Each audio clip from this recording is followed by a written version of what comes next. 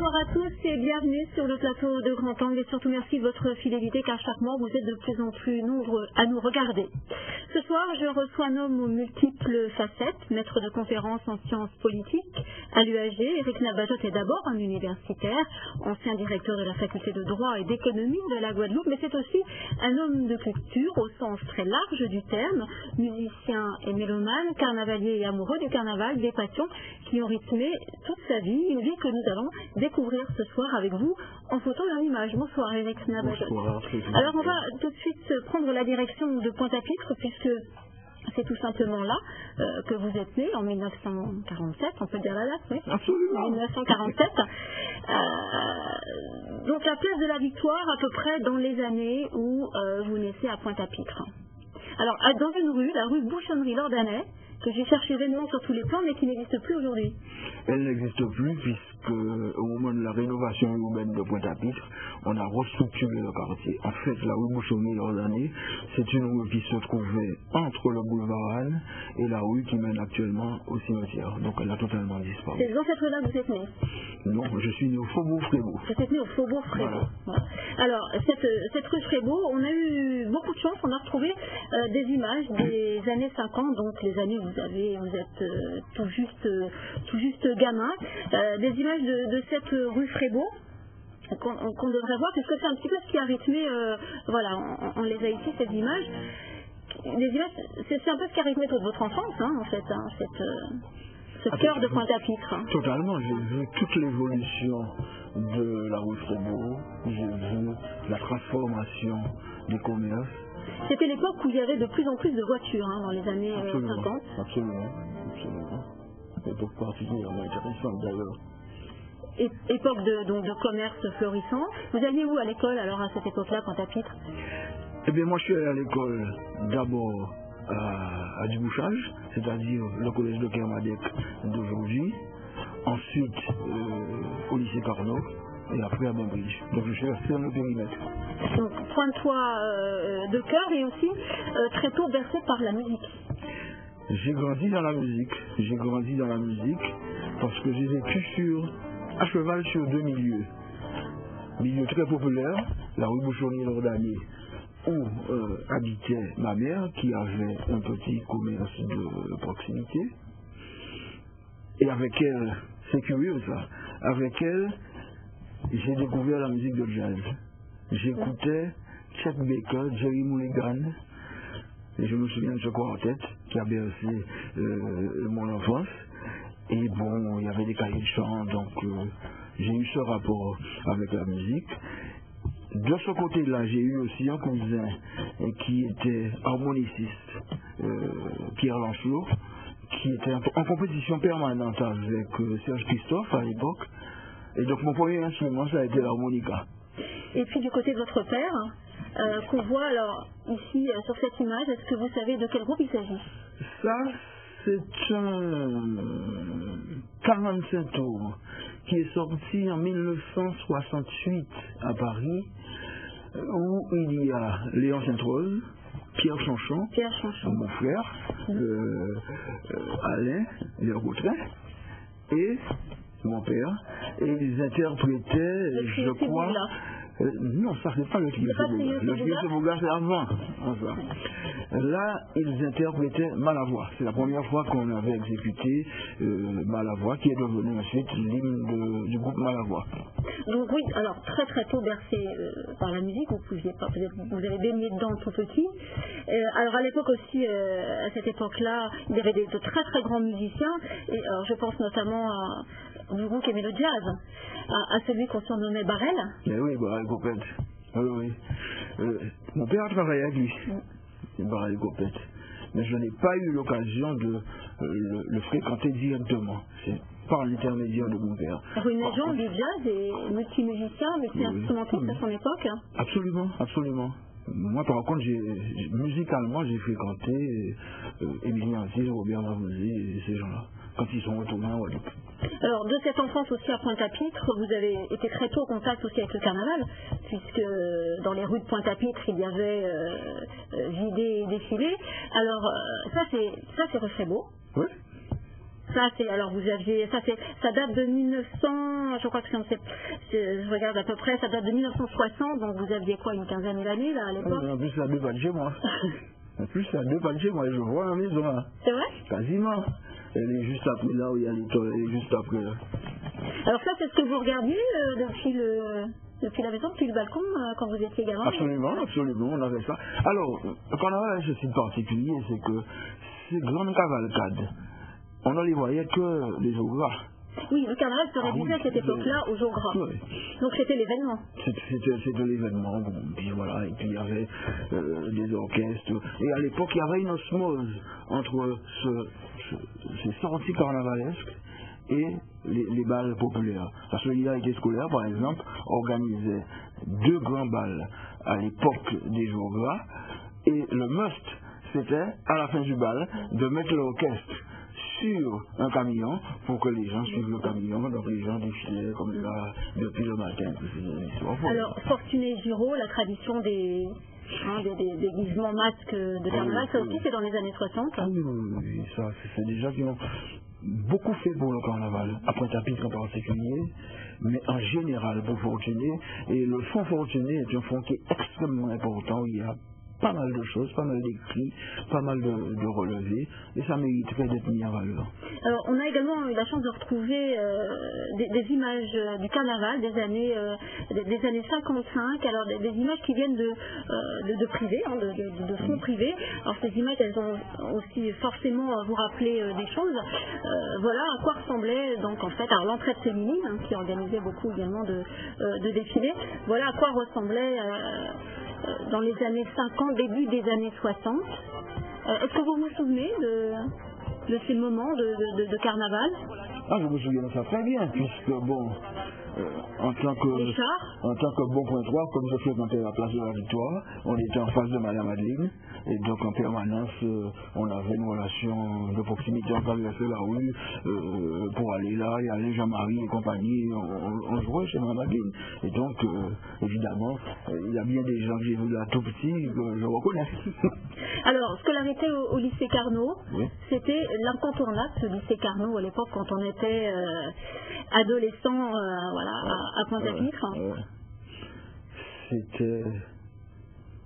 C'était une vie, c'était une famille, c'était des conflits des fois, des batailles entre nous qui duraient plusieurs jours. C'était des batailles sévères des fois entre les gens qui étaient en haut et ceux qui étaient en bas de l'autre côté.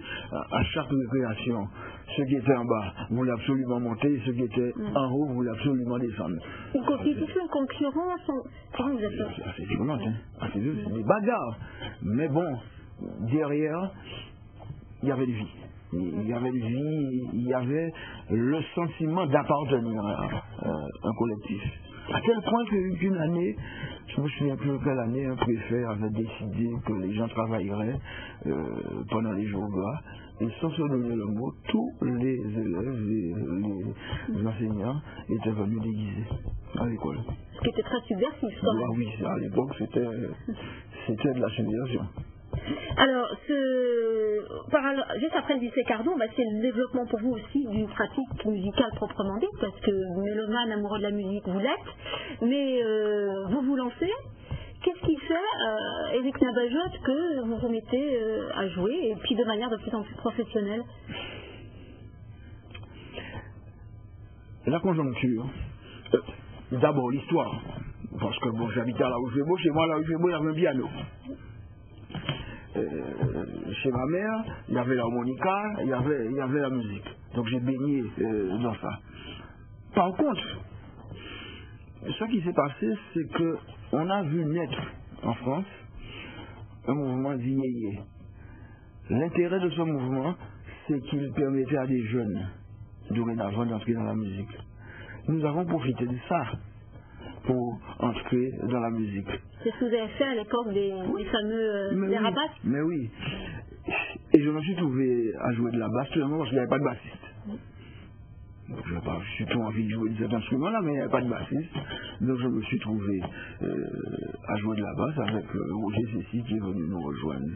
Ronnie Jangoul. Oui, et Ronnie Jangoul. Mais en même temps qu'on est parti de la musique yéyé, c'est toute une génération qui est entrée en musique à ce moment-là.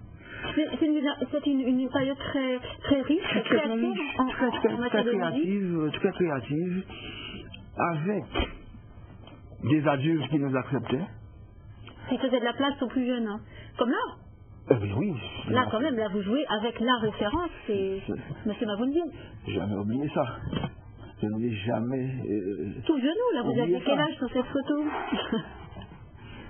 J'étais obligé de solliciter l'autorisation parentale pour aller en tournée en Martinique à cet âge-là. Donc j'ai 18 ans, 17 ans. Voilà. Vous vous souvenez de cette période où vous avez joué avec Oui, je me souviens de ça. Là, c'est exactement un gala que l'on avait donné à l'issue du passage d'un cyclone en Guadeloupe. Donc on avait rassemblé toute une série de groupes. Et donc il y avait les Rapaces, il y avait les Vikings, la batterie des Vikings. Oui, on peut voir, on aperçoit, oui. Et puis voilà. Robert Mavoundine, puis il nous a quittés il n'y a pas très longtemps. Il nous a quittés l'an dernier. Alors là, vous voyez sur une guitare, là, non? Là, c'est chez moi, ça. Ouais. C'est chez moi, avec Jean-Claude Guinaldo. Alors, à cette époque-là, j'étais déjà rentré en Guadeloupe. C'est un peu plus tard, ça on le voit sur le style, on est dans les années 70, on est un petit peu plus tard que du temps. Alors, une période très créative, mais en même temps, c'est une période créative qui ne copiait pas ce qui se faisait justement en métropole. Vous parliez d'une période... Est-ce que justement, vous voyez que les musiciens cherchaient leur voix propre? Mais on cherchait parce qu'en fin de compte, on ne pouvait pas s'amuser à jouer du twist et du rock'n'roll toute la journée. Et on est vite devenus des orchestres de bal. Et donc à partir du moment où on est un orchestre de bal, il faut jouer toutes les musiques parce qu'à l'époque, les gens dansaient. Donc il fallait être capable d'avoir une culture musicale suffisamment large pour jouer la biguine, le tango, le passo doble, le merengue et compagnie. Et à partir de là, il fallait avoir une approche globale de l'instrument. Ça a eu un inconvénient à cette période-là, malgré tout. C'est que ça a déstabilisé les grandes formations qui existaient à l'époque. Puisque à partir de ce moment-là, les organisateurs ont préféré récupérer des groupes où il y a 4 ou 5 personnes qui sont capables d'animer un bal que d'avoir des grands orchestres. Oui, avec beaucoup plus de monde sur scène. Alors, cette période de création musicale, elle précède une période extrêmement agitée sur le plan social, une période de revendication. C'est la fameuse époque du Bumidum. Alors, vous étiez, tout jeune, concerné par le Bumidum. On va rappeler ce que c'est, le Bumidum. C'est le bureau d'émigration des ressortissants d'outre-mer. L'idée était de prendre des gens et de les envoyer sur le territoire métropolitain. Alors des jeunes, plutôt, non, de préférence? C'était un moyen de résorber le chômage, le rendre moins visible, c'est-à-dire que des gens qui n'avaient pas de perspective localement. Et nous, on considérait ça comme une véritable déportation. Mais c'est beaucoup plus compliqué que ça parce qu'il y a quand même des gens qui sont parvenus à travers ce processus à exister. Et on ne sait pas ce qu'ils seraient devenus s'ils étaient restés sur place. Mais c'était une période dure. La Guadeloupe a changé après les événements de 1967. Alors justement, le Bumidum, c'est effectivement en plein en ces événements de 1967 qui vont effectivement toucher beaucoup les grandes villes. Alors cette photo-là, c'est Basse-Terre en mars 1967, avec le préfet Nagar. Les émeutes et les débordements commenceront à cette époque-là sur Basse-Terre. Et ça, vous les avez vécus de manière extrêmement profonde, ces événements. Si j'étais déjà étudiant, j'étais à l'Institut Viseur de l'époque, derrière le tribunal, bien situé. Et nous étions au cœur de ces événements. Et je me souviens, on était en cours et on discutait de ce qui se passait à la serre. Et puis ça n'a pas tardé, c'est-à-dire qu'après c'était pas tapis. Voilà, donc très très rapidement, donc, les événements vont se succéder et les émeutes vont avoir lieu à Pointe-à-Pitre, avec effectivement un préfet qui va donner l'ordre de tirer sur la foule. Vous vous rappelez précisément de ces émeutes, de ces coups de feu, de ces soldats dans les rues? Je me rappelle de ça très précisément. Et c'est quelque chose que je ne pourrais certainement pas partager avec la génération actuelle parce que quand on a de temps en temps le souvenir d'une partie de la cervelle de quelqu'un dans la main, parce qu'on est allé le ramasser, parce qu'il a pris une balle sur la place de la Victoire, ça c'est des choses qu'on n'oublie pas. Donc vous étiez dans la rue, au cœur de l'événement. Vous avez vu ces manifestations. Alors le plus marrant dans cette histoire, c'est que nous étions à la fac. Et en sortant de la fac, comme d'habitude, on va sur la place de la Victoire. Et on arrive sur la place de la Victoire en plein dans des événements. Et on vit ça comme au cinéma. Sauf que c'est un drame. Et que ce drame-là marque des générations.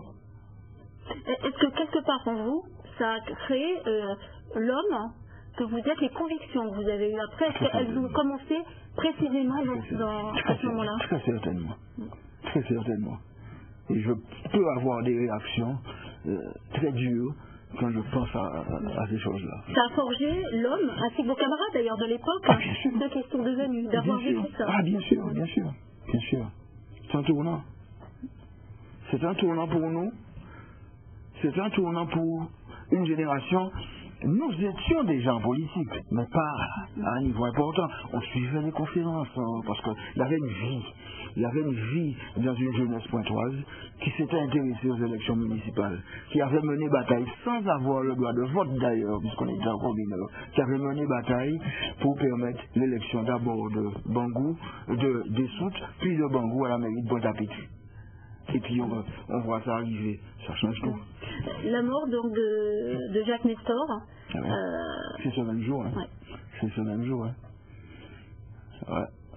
Mais nous, quand nous sommes arrivés, enfin, les gens qui étaient en fac avec moi, quand nous sommes arrivés sur la place de la Victoire, Jacques Nestor était déjà mort. Parce qu'il est mort relativement tôt dans l'après-midi. Et nous, on parcourt, on sort de cours tranquillement, vers 16h, et on arrive sur la place. C'était le lieu aliment, et puis voilà. Ouais. Alors, d'étudiants, vous êtes aussi devenu, vous avez fait du militantisme universitaire. Ça date de cette époque-là aussi, précisément.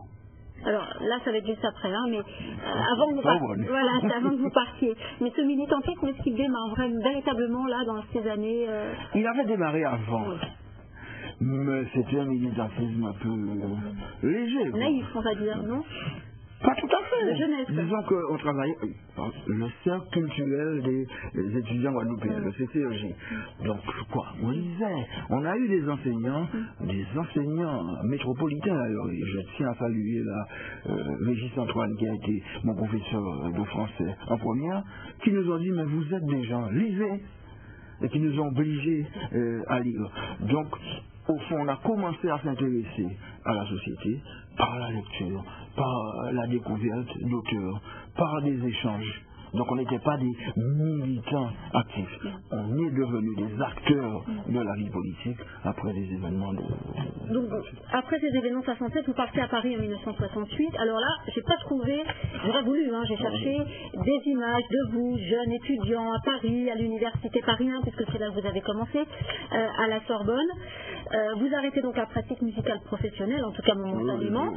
Et puis vous commencez un militantisme aussi actif au sein de l'AGEG, l'Association Générale des Étudiants Guadeloupéens. Alors c'est une association qui est très ancienne, qui est née en 1928, bien avant-guerre, et qui à cette époque-là, déjà au moment où vous arrivez, est vraiment une association qui a pour but de fédérer les étudiants guadeloupéens expatriés, mais qui fait vraiment du militantisme de terrain, et qui sera l'antichambre en fait de la création un petit peu plus tard du Gong.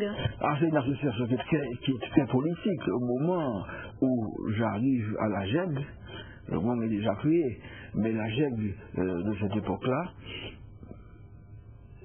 c'est le ferment de l'idée nationaliste. En gros, dans cette première période, le mouvement nationaliste se développe plus en France qu'en Guadeloupe. Par ces étudiants expatriés. Par ces étudiants, par des organisations comme le Gong et compagnie qui existent et qui commencent ensuite à entrer en Guadeloupe. Et quand nous arrivons, nous nous trouvons dans un système particulièrement intéressant qui fait la différence entre les militants de cette époque et les militants d'aujourd'hui. Moi j'ai un souvenir impérissable du 85 de la rue Beaubourg, où il y avait dans ce bâtiment, dans cet immeuble, le siège de la GEM, Association Générale des Étudiants Guadeloupéens, le siège de la GEM, Association Générale des Étudiants Martiniquais, et le siège de l'UEG, Union des étudiants guyanais, ainsi que le siège de l'ACTAB, Association Générale des Travailleurs Antillais et Guyanais. Et là, les idées bouillonnent, hein, puisqu'à cette époque, la GEG rejette l'idée d'autonomie et lance le mot d'ordre d'indépendance. Oui. Le mot d'ordre d'indépendance est clairement affirmé. Est-ce que là, ça suit toujours les idées que vous avez? Ah, je suis dedans. Je suis dedans.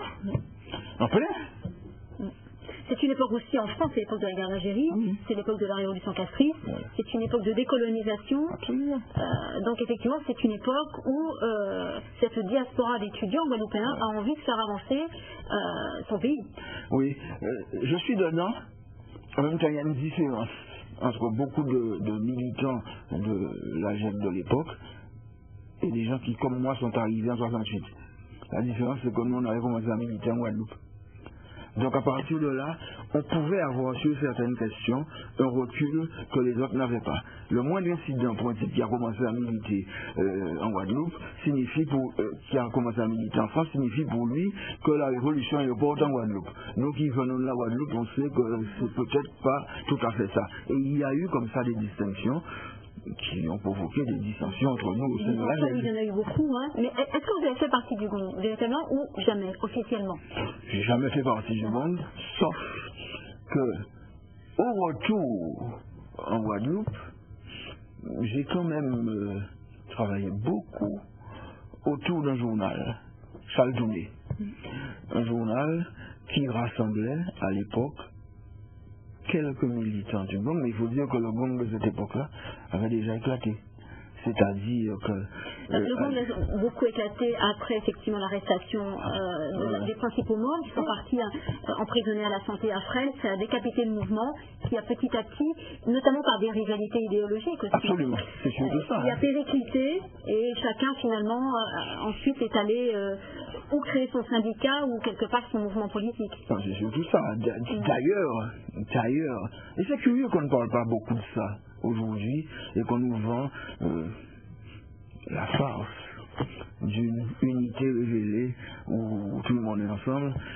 On ne parle pas beaucoup de cette période de 71-72 où, quand se crée l'UTA et l'UPG, les gens qui sont à Chaltouné créent un autre syndicat qui s'appelle l'UDITA, l'Union de défense des intérêts des travailleurs agricoles.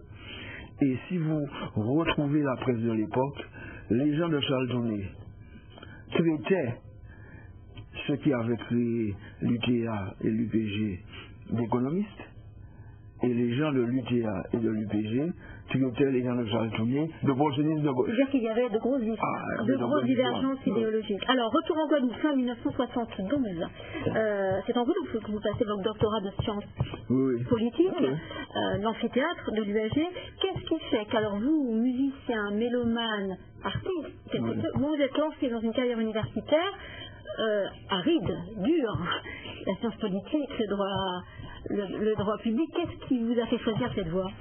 J'ai envie de dire, c'est pas la première fois que je dis ça, que si ceux qui m'ont élevé, ma marraine en l'occurrence, m'avaient interdit d'être musicien, j'aurais été musicien professionnel. Mais voilà des gens qui m'ont élevé,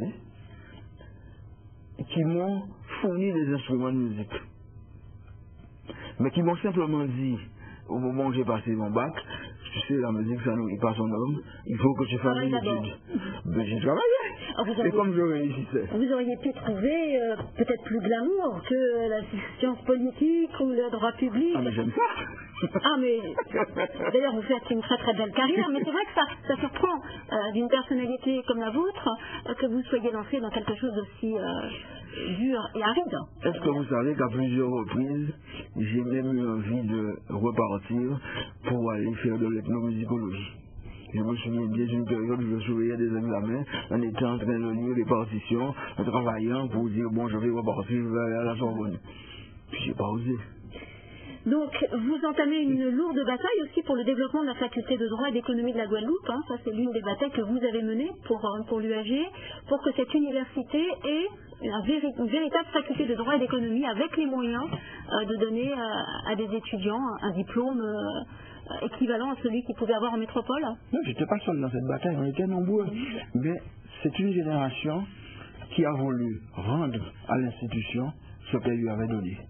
C'est quand même cette institution qui, avec ses faibles moyens, nous a permis déjà d'avoir un double et ensuite de pouvoir continuer les études sans difficulté majeure à Paris. Et donc on a sacrifié bien des choses en disant, si on veut être des militants, peut-être que le premier acte de militantisme, c'est de construire les instruments dont la Guadeloupe aura besoin plus tard. Donc on s'est fixé comme mission de développer cette UFR en mettant un trait sur la carrière universitaire. C'est ça qui explique le décalage entre le moment où je retourne et le temps que je prends pour passer une thèse. Bon, cette bataille, en tout cas, elle est menée avec succès, hein, puisque la faculté voit le jour, même si elle a peut-être des débuts difficiles par des manques de moyens. Vous en prenez la direction de cette faculté, et parallèlement, vous avez des activités universitaires beaucoup tournées vers des questions de relations internationales, de coopération régionale, de mondialisation. Ça, c'est des sujets sur lesquels vous avez beaucoup travaillé en Guadeloupe. Oui, c'est... En fait, j'ai commencé à travailler sur ces questions depuis Paris. J'ai eu la chance à Paris de faire un troisième cycle où j'ai fait à la fois de l'économie, de la sociologie et du droit. Par exemple, j'ai fait de l'anthropologie juridique avec Michel Alliot. Donc, ça dit quelque chose. Mes maîtres ont été des gens qui m'ont appris l'économie africaine et malgache, l'économie d'Amérique latine. Donc à partir de là, j'avais à la fois un profil de juriste et aussi un profil... Avec toujours cette idée de recentrer la Guadeloupe par rapport à cette coopération régionale, par rapport à sa position dans la Caraïbe. Oui, c'est-à-dire qu'on était aussi dans une démarche, disons, d'altérité. On est guadeloupéen, on est dans un bassin, il faut connaître le bassin. Et donc on s'est dit, tiens, on va travailler. Alors, l'intéressant dans cette histoire-là, me semble-t-il, c'est qu'on est entré dans la Caraïbe en l'instrumentalisant. C'est-à-dire qu'on se disait caribéen plus parce qu'on voulait sortir de l'orbite française, mais en réalité, en découvrant la Caraïbe, nous avons aussi appris à nous connaître un peu mieux, et c'est pour ça que j'ai progressivement élargi mon champ de recherche pour sortir de la Caraïbe stricto sensu, mais pour travailler sur l'ensemble de l'hémisphère américain. Alors, vous, parallèlement à ça aussi, vous ne perdez jamais de la musique de vue et le carnaval, parce qu'on vous retrouve aussi fervent carnavalier. Alors, commentez-nous cette image, parce que là on passe de la robe donc de docteur honoris causa à celle de carnaval. C'est point d'interrogation. Ça c'est le point d'interrogation avec mon ami Georges Luce qui a voté là. Et ça, c'est une image qui sort du livret de la pièce de Montantin, Vie et mort de Vaval. Puisque quand elle a produit cette pièce, Rudy Benjamin s'était occupé de tout ce qui concernait la musique et autres. Et moi j'avais commis un petit texte pour expliquer un peu l'évolution du carnaval, et Louis Colomb avait fait un autre texte. Le mouvement perpétuel. Voilà, c'est anthropologique. Oui. Ça, c'est toujours le point d'interrogation. Oui. Alors, ça ne faisait pas bizarre pour certains de nos étudiants, dont vous étiez directeur de thèse, de vous croiser au détour d'un... Je ne vous raconte pas les aventures où, un samedi matin, nous défilons à demi nus dans les rues de Pointe-à-Pitre, et j'ai mes étudiants italiens de M1 qui viennent me filmer, qui suivent tout le carnaval. Bon, pour les étudiants guadeloupéens, c'est dans l'ordre des choses. Mais effectivement, si vous aviez des étudiants de métropole ou d'ailleurs, ça devait de quoi les surprendre de voir leur maître de conférence recouvert de goudron dans les rues. Oui et non. Oui et non. Ça les surprenait. Et pas avec les photos. Mais non, parce que dans ma pratique pédagogique, je tire toujours des exemples de phrases d'artistes, de chanteurs et compagnie, en disant voilà, cette phrase-là, ça veut dire quelque chose, même si celui qui a dit la phrase n'a peut-être pas imaginé tout ça. Parce que là, c'est le carnaval, oui, mais c'est la musique, surtout. C'est la musique qui sonne là. C'est pour ça que vous êtes dans ces groupes à Pau. C'est un choix qui correspond à vos convictions de musicien, ce que vous aimez. Ça n'est pas une question majeure de conviction. Aujourd'hui, il y a deux catégories de gens, au moins dans cette histoire. Il y a des gens qui arrivent au tambour par l'idéologie et la conviction. Il y a d'autres qui sont dans le tambour parce qu'ils ont grandi dedans. Or, moi, à propos du carnaval, j'ai grandi dans deux milieux. On a des photos de ce type avec le tambour Saint-Jean, mais j'ai aussi, moi, des photos dans des chars où je joue à la batterie et où on gagne des concours d'orchestre. Alors justement, la musique et le carnaval, il va en être beaucoup question dans cette deuxième partie d'émission, puisque nous allons beaucoup parler d'évolution du carnaval avec deux invités qui vont venir nous rejoindre tout de suite, avec qui vous avez forcément des points communs, avec qui vous avez forcément travaillé. Voilà. Louis Colomb et Rudy Benjamin. Ah mais bien sûr, mais c'était pour, allez-y.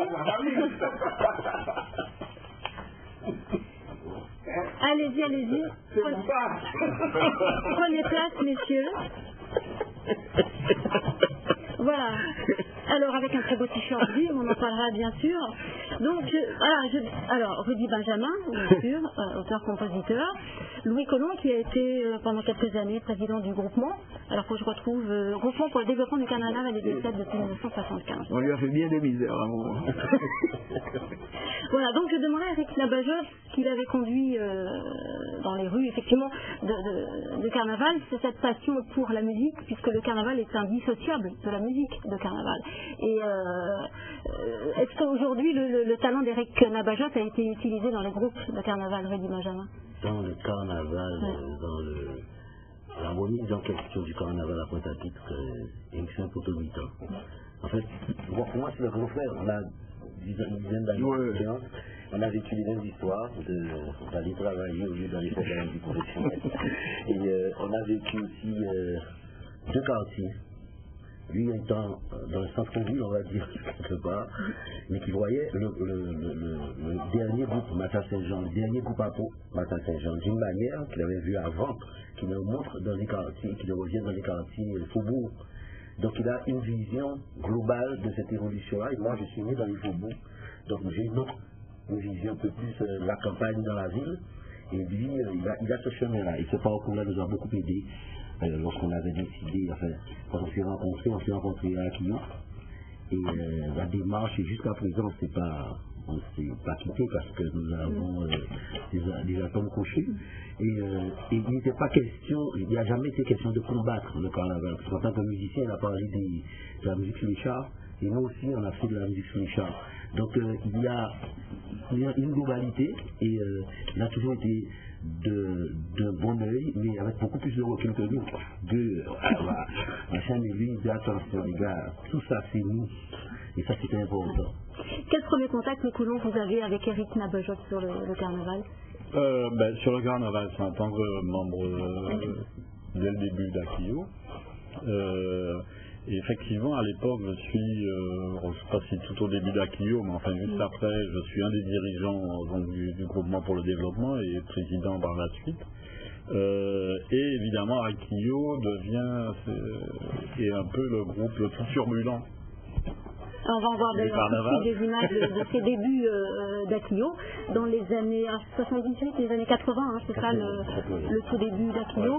Et vous allez d'ailleurs tous les trois vivre un événement important par rapport à Akio, hein, c'est en 1985, cette fameuse lettre du sous-préfet Hugo Do aux renseignements généraux, qui est dans une lettre adressée, dit un groupe Akio s'est permis de faire le tour de la ville déguisé en gendarme avec des pancartes couvertes de sang. Je ne tolérerai pas cette année de tels débordements. Un tel accoutrement insulte l'armée française et est passible de tribunaux.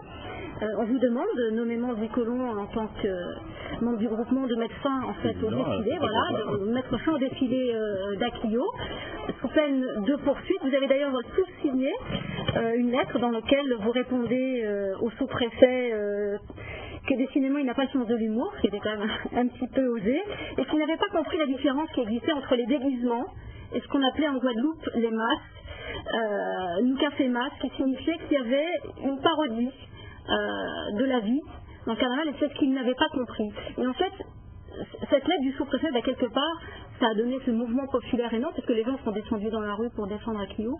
Vous vous en souvenez de cet événement qui a marqué quelque part, bien sûr, les débuts d'Akio? Le sous-préfet qui considère qu'effectivement ce défilé, alors en kaki, casque colonial, etc., ça insultait je me l'État souviens très français. bien, puisque les enseignements généraux sont venus me porter la lettre chez moi, ce qu'ils n'avaient pas fait, mais je suppose que c'était une manière de nous informer. Et je m'en souviens d'autant plus que j'ai porté un exemplaire de cette lettre personnellement au sous-préfet.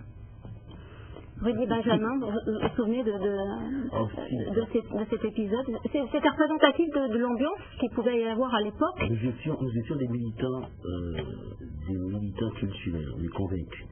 Et Eric avait cette phrase toujours très forte il disait parce que dans le mouvement Akio, il y avait tout le monde, il y avait l'UPLG, il y avait les gens de l'MPJ, il y avait tous les sympathisants de la politique, et il disait souvent qu'on ne fait pas en masse, n'est pas faire politique. Ça qui fait politique avec lundi matin vers nous devant la préfecture.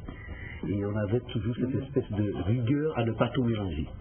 Et il avait les pieds dans le plat, mais encore je dis par des conseillers malhonnêtes, parce que c'est pas venu tout seul, ça, c'est des gens autour.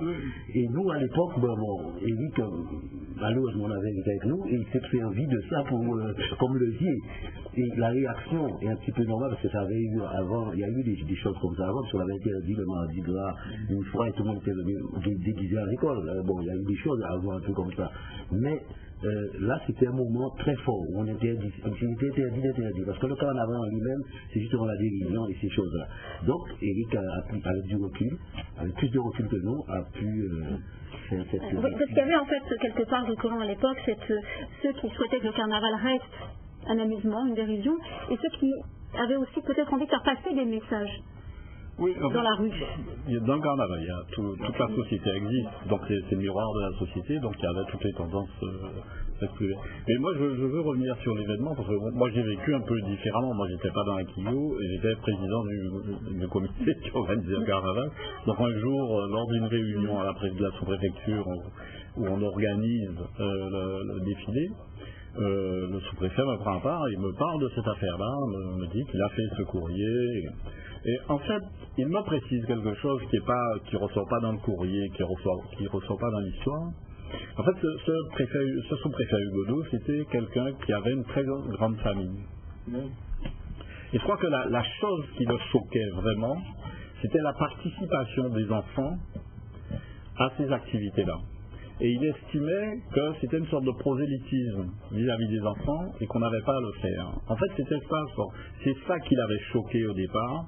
Évidemment, c'est pas ce que l'histoire va retenir ou a retenu, mais en fait, c'est un peu ce qu'il m'avait à moi exprimé. Et il était choqué par ça, donc il a voulu réagir de manière très maladroite, ça c'est certain.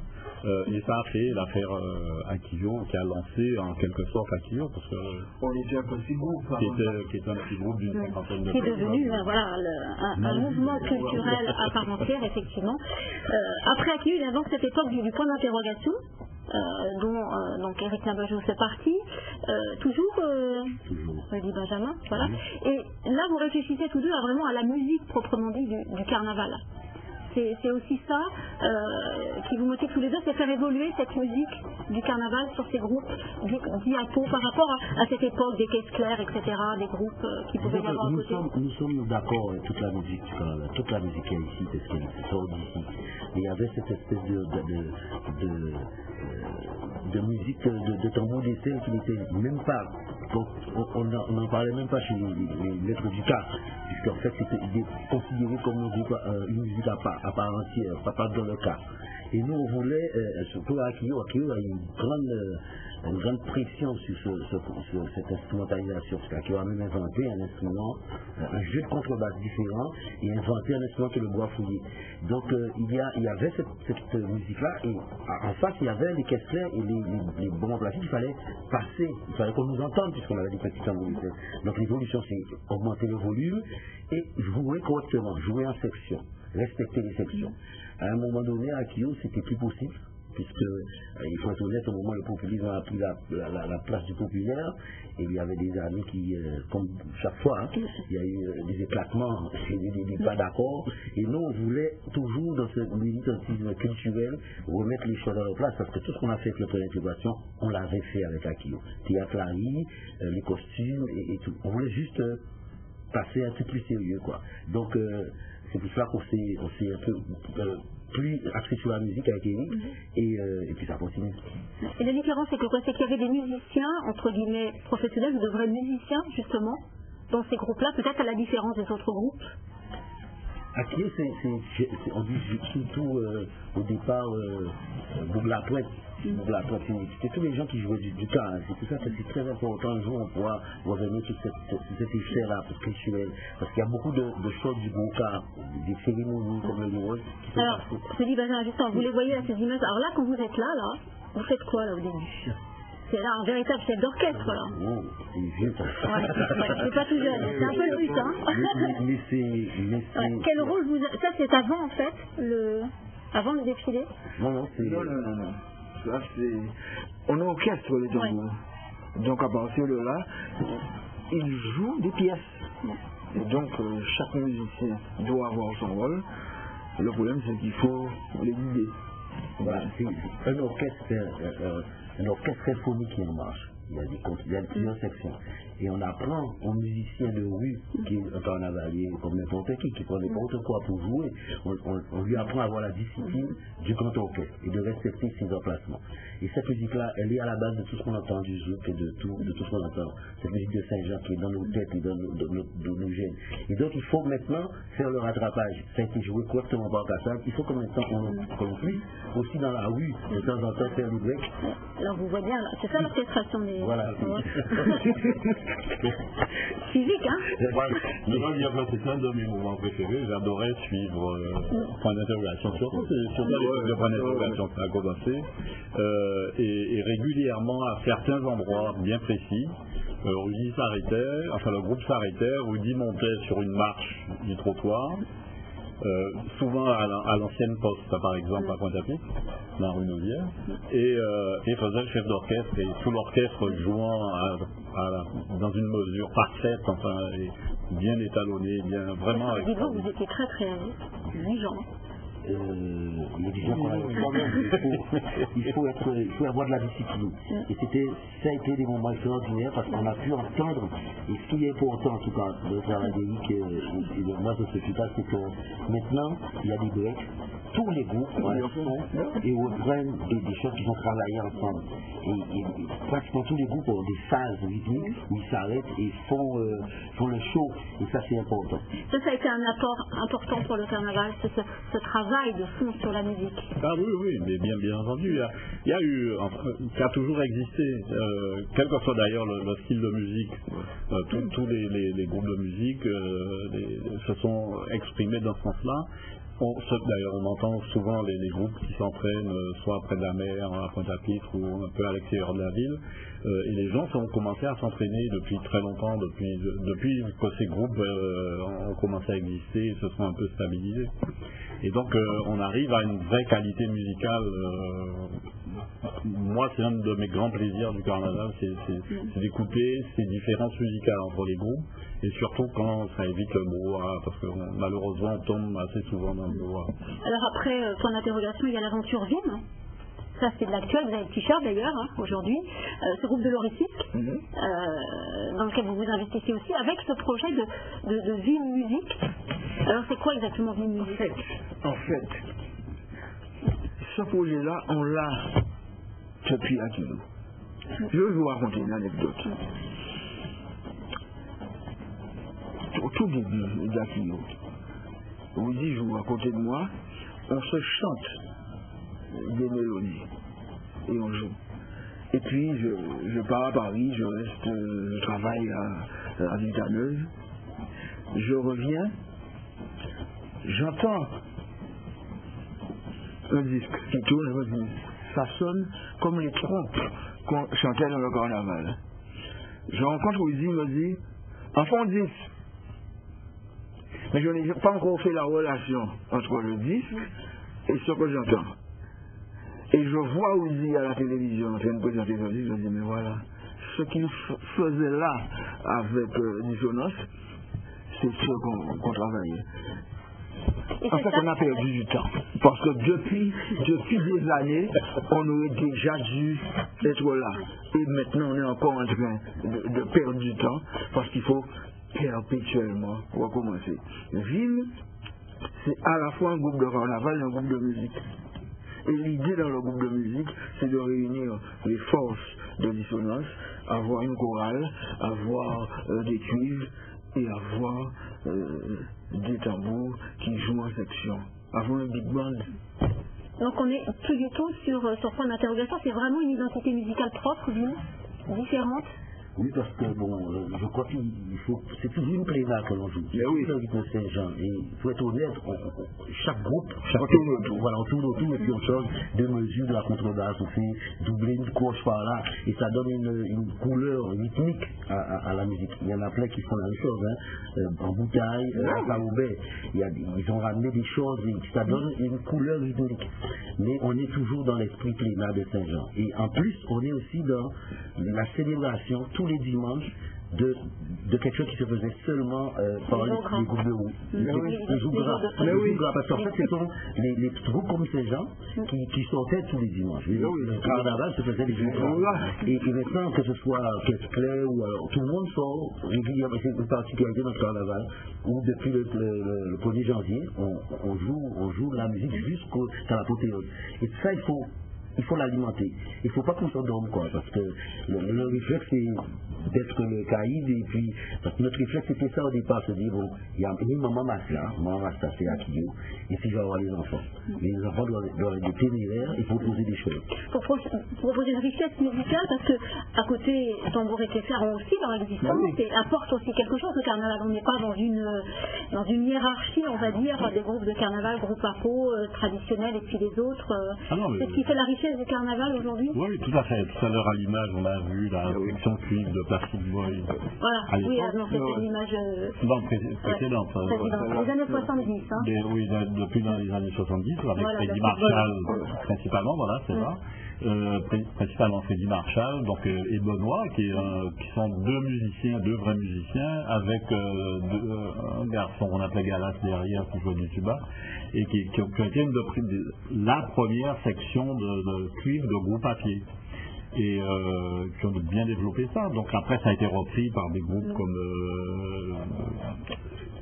Gambo, etc. et les groupes de Saint-François du Moule qui ont des super sections de cuivre. Et donc ça aussi, oui, bien sûr. Et je pense que toute cette musique-là progresse sur des branches différentes.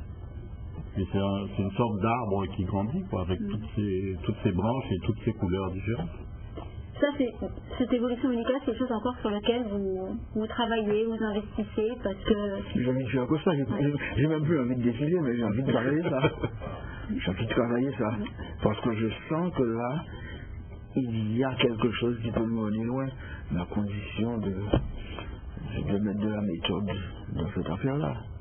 Parce que c'est aussi de survie que le carnaval régulièrement puisse proposer de nouvelles choses et que, voilà, musicalement, il puisse régulièrement apporter quelque chose. Une progression. Parce qu'en fait, on a continué de dire que chaque carnaval il va y avoir des nouveaux groupes parce que les groupes PPA chimères, il y a un peu ça. Mais à l'image de ces groupes qui éclatent, il faudrait que chaque fois qu'il y ait une proposition nouvelle. Je voulais revenir sur quelque chose, c'est que les groupes à Caisse Claire, entre guillemets, ont tous une base Saint-Jean. Quelque chose qu'ils ont entendu. J'ai pour exemple Plastic Boy, un groupe qu'on a vu jouer avec des bonbons plastiques, ils jouaient la rythmique de Saint-Jean. C'est bien aligné dans la rue, c'était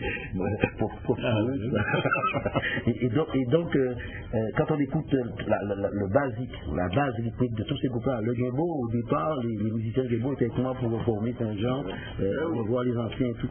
Donc la base est encore là. Donc il y a un apport, puisqu'il y a des orchestres de base, et c'est ça. Il y a du Capio, le Billy et Capio, c'était des rythmiques du typical combo. Et ce qu'on entend sur les casqueurs, c'est ce qu'ils faisaient dans les balles pour chauffer, pour faire le chauffage. Donc c'est à nous, ça reste à nous. Maintenant, il faut qu'il y ait des choses, des propositions nouvelles. Et une structuration de la musique. Non, est-ce que cette musique du carnaval, je pense à Vie Musique, ça doit rester sur les défilés du carnaval, à l'image de ce qu'a fait Akio, qui a sorti des disques, qui a fait des concerts, ça peut sortir de la rue, de la période du carnaval. Ça sort de la période du carnaval, déjà, mais on a besoin de la rue. Parce que c'est une musique populaire et alors des fois on se prend la tête à... Vous n'êtes pas toujours d'accord? Ah non, oh là là. On n'est pas souvent d'accord, mais on a le même but. Donc on s'organise. À vous entendez au salut. Et donc il est vrai que comme c'est très difficile de dire à quelqu'un qui veut seulement s'amuser et qui l'a fait d'être rigoureux, c'est même intolérable. Donc il y a des points où on ne s'entend pas toujours, mais la rue, le Vim a besoin d'aller dans la rue pendant la période de carnaval parce qu'il y a une vibration et tous les groupes de carnaval, tous les musiciens, méfiez-vous, tous les musiciens guadeloupéens sont dans le carnaval.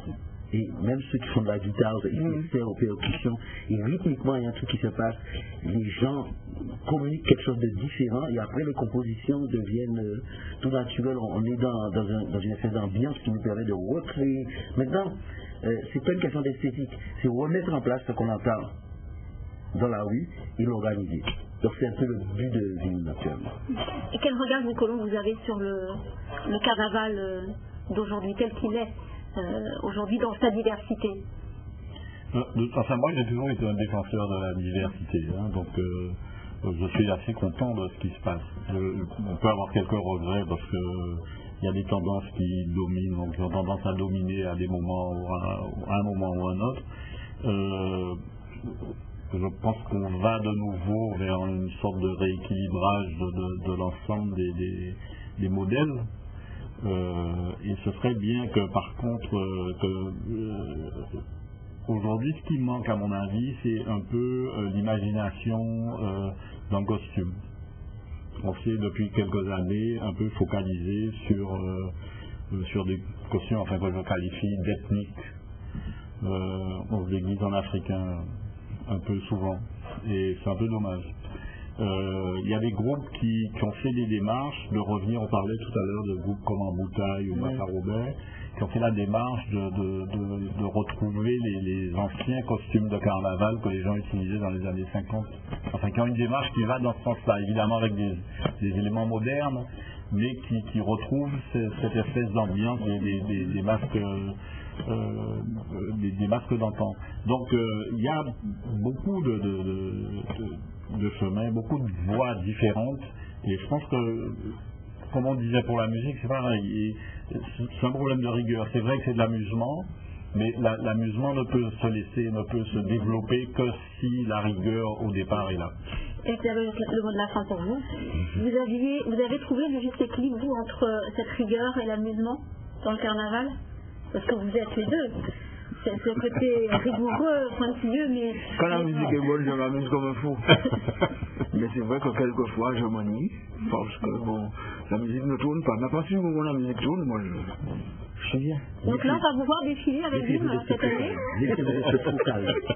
Dites-nous quand est-ce qu'on va pouvoir vous voir. On va peut-être me voir de moins en moins défiler, parce que j'ai choisi de circuler dans la rue et suivre les groupes et écouter un peu pour apporter autre chose à la musique.